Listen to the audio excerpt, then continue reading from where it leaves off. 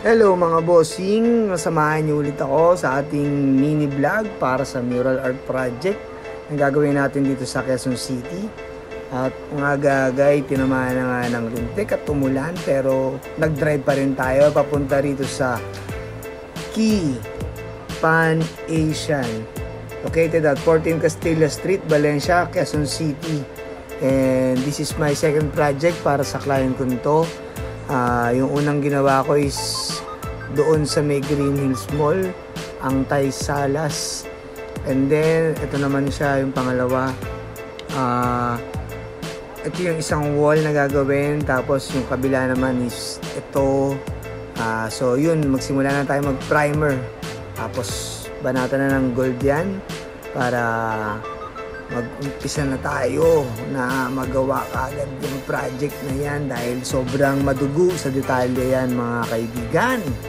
And what you see is image of ang peacock, and sa kabila naman ay nagpa-primer na rin tayo. Sinabay-sabay ko po siya para walang sayang sa oras. Balik sa kabila, executing ng mga dark colors na medyo malalaki, tapos tsaka natin nilalagay yung gold na yan kasi double coating, up to 3 coating yan, gold na yan. Diyos ko, ang hirap ipahid yan, gold na yan.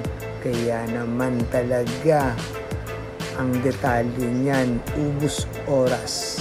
Ilang araw ko din ginawa yan dahil sa ulan yan, pasulpot-sulpot yung ulan. And ayun, ang hirap talaga pag outdoor talaga. Yan ang kalaban mo talaga, ulan. Kaya kailangan alam mo paano tansyahin yung klima. Then ito na yung gabi, tapos na ako dyan, kinat ko na yung scene para dun sa gold. Nag-outline na ako ng dark blue ulit para ayun, dire-diretso yung gawa natin. Tapos ayun, medyo masakit na rin ang aking balakang yan dahil maghapon na ako nagpipinta dyan. Tapos samahan pa sa hagdanan is mahirap talaga magpinta gamit ang hagdanan dahil hindi mo maibabalance yung kamay mo sa paa mo dahil pwede ka malaglag anytime.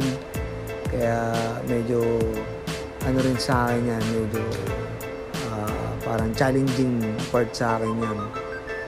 Tapos konting details na lang para dito sa ilalim. Ang all around paintbrush ko na panglinya, pangpahid dahil tinatamad na akong bumalik dun sa aking mga paintbrush na nakababad. Kaya ayan na lang ang aking ginamit. Kaya naman dahil sanay na naman ako na gamitin yung ganyang panglinya. Kaya ayun, mga konting detalye para sa outline. Tapos na ako dito sa kabilang wall na to yan, yung kabila na primer ko na rin siya. Nakapag-layout na rin ako ng pencil dun. Tinignan ko lang muna. Kaso ito nga ang problema. Inabutan na ng ulan at ayan, hindi makapag-start dahil kitang-kita mo naman ang agos sa taas ng bubong.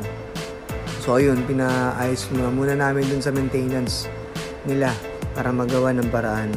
So kinabukasan na ako bumalik ng maaga para makapag-start. Yan yung design namin. Bigay sa akin ng client ko yan. Medyo nilaro ko lang yung design niya dahil hindi ahakma dun sa pader. And then gusto ko yung mga nandun sa visible na area is yung mga details na design. Kumbaga pag nag-picture sila, kitang kita yung ganda ng design natin sa wall. Gold, dark blue and gray. Tapos ang background is white para malinis tingnan yung pader. Kaya naman talagang classy na classy yung dating ng design. Kasi medyo ang mga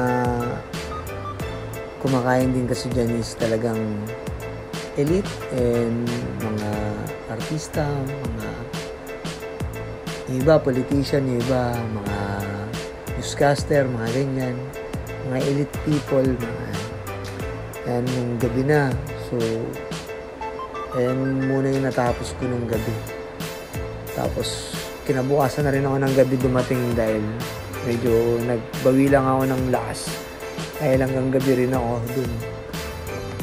So nag-graveyard ako dyan. And then yan yung part na tinatapos ko na siya kasi meron din kami tinatarget na araw pero malayo pa naman, pero at least para makita namin yung final outcome na kung ganito siya talaga kaganda sa mata ng tao. Yan po ang aking final outcome para po sa Key Pan Asian design na aking ginawa. Maraming salamat!